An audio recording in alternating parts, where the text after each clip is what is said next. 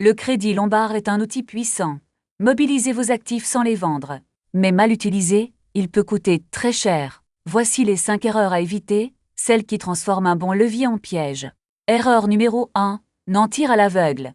La banque n'évalue pas vos actifs à leur prix d'achat, mais à leur risque de baisse. Nantir des actifs très volatiles sans comprendre leur décote, c'est bâtir sur du sable. Erreur numéro 2. Emprunter sans stratégie. Le coût du crédit doit toujours rester inférieur au rendement ou à l'économie du projet qu'il finance. Pas de projet clair, pas de crédit. Erreur numéro 3. Ne pas diversifier la garantie. Nantir un portefeuille concentré sur un seul secteur, c'est s'exposer à l'appel de marge. Un exemple. Un client avait nanti 2 millions d'euros d'actions d'une seule entreprise.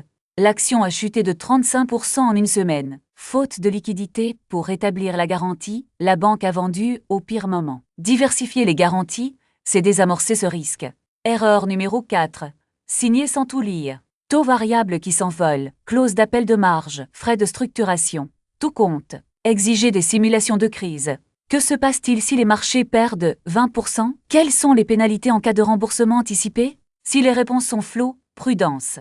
Erreur numéro 5. Ne plus surveiller. Signer, puis oublier ses actifs nantis, c'est attendre le problème. Les marchés bougent.